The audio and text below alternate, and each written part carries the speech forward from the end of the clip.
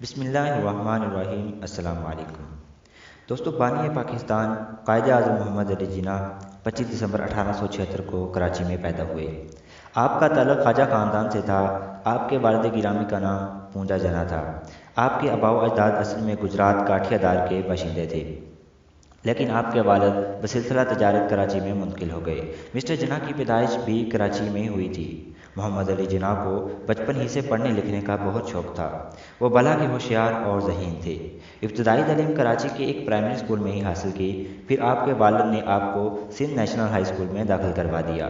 بعد میں آپ مشن ہائی اسکول چلے گئے۔ 16 برس کی عمر میں میٹرک کا امتحان پاس کیا۔ والد نے مزید تعلیم کے لیے انگلستان بھیج دیا۔ ہندوستان میں آپ ہندوستانی طلباء کونسل کے صدر چنے گئے۔ وہاں تھوڑے ہی عرصے میں اپنی ذہانت اور خداداد قابلیت سے بیئرسٹری کا امتحان پاس کر لیا۔ 1896 میں آپ واپس کراچی تشریف لے آئے اور وکالت شروع کر دی۔ آغاز میں جب زیادہ کامیابی نہ ہوئی تو بمبئی چلے گئے، لیکن وہاں بھی وکالت میں کوئی فائدہ نظر نہ آیا۔ چنانچہ آپ نے سرکاری ملازمت اختیار کر لی۔ تھوڑے ہی دنوں میں اغیار کے دنوں پر آپ کی قابلیت کا سکہ بیٹھ گیا۔ مرد آزاد نے ملازمت کی پابندی گوارا نہ کی، اس لیے ملازمت ترک کرنے کا فیصلہ کر لیا۔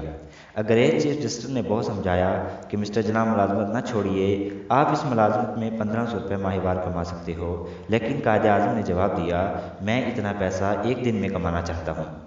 آپ نے دوبارہ وکالت شروع کر دی۔ تھوڑی ہی مدت میں چوٹی کے وکلاء میں شمار ہونے لگے۔ چونکہ شروع ہی سے آپ کا رجحان سیاست کی طرف تھا، اس لیے 1900 میں کانگریس میں شریک ہو گئے۔ اس جماعت میں سالہ سال تک نہایت خلوص، ایمانداری اور جوش و خروش سے کام کیا۔ بڑے بڑے لیڈر آپ کی لیاقت اور خلوص کے قائل ہو گئے، چنانچہ مسٹر جناح کی قابلیت کے اعتراف میں انہیں کانگریس کا لیڈر بنا دیا۔ 1904 میں جب کانگریس کا اجلاس ہوا تو آپ نے بڑی پرجوش تقریر کی اور وطن کی آزادی کا مطالبہ کیا۔ مسٹر جناح بڑے بے خوف آدمی تھے، چنانچہ جب وائسرائے ہند لارڈ واشنگٹن یہاں سے رخصت ہونے لگا تو لوگوں نے انہیں بمبئی میں ایک ضیافت دینا چاہی۔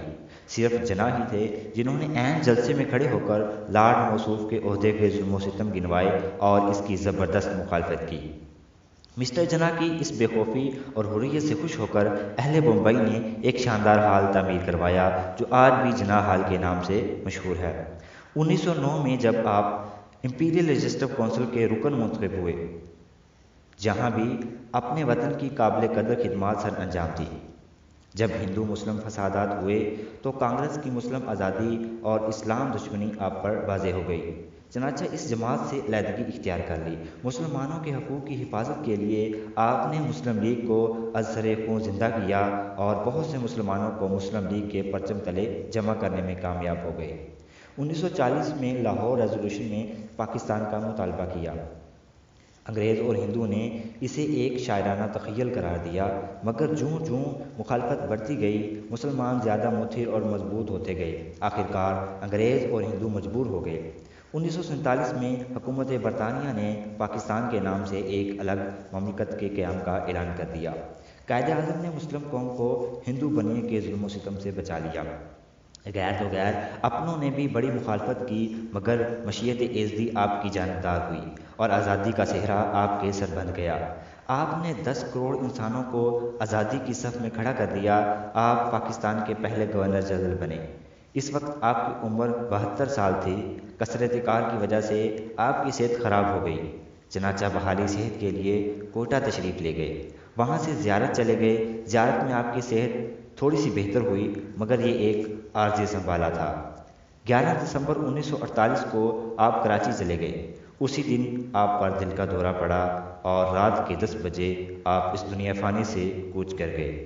گو آج قائد اعظم ہم میں موجود نہیں ہیں، مگر جب تک پاکستان قائم ہے قائد اعظم اور ان کے کارنامے زندہ رہیں گے اور ان کا پیغام ایمان، اتحاد، تنظیم ہمارے لیے مشعل راہ ثابت ہوگا۔ قائد اعظم ایک قادر الکلام، مقرر، بے مثال، قانون دان اور سیاست و تدبر میں لسانی انسان تھے۔ انہوں نے اپنے عظیم راسخ اور باوقار اقدامات کی بدولت مسلمانوں کی قسمت پلٹ دی۔ وہ صرف پاکستان ہی نہیں بلکہ عالمی اسلام کے صحیح رہنما تھے۔ قائد اعظم کو نہ تو ہندوؤں کی سیاست مات دے سکی اور نہ انگریز شاطر کے قابو میں آئی۔ سخت چٹان کی طرح اپنے ارادے پر استقلال سے ڈٹے رہے۔ مصائب کی ہزاروں آندھیاں آئیں مگر ان کے پائے ثبات کو لرزش نہ دے سکی۔ علامہ اقبال نے شاید قائد اعظم ہی کی شان میں فرمایا تھا، ہزاروں سال نرگس اپنی بے نوری پہ روتی ہے، بڑی مشکل سے ہوتا ہے چمن میں دیدہ بر پیدا۔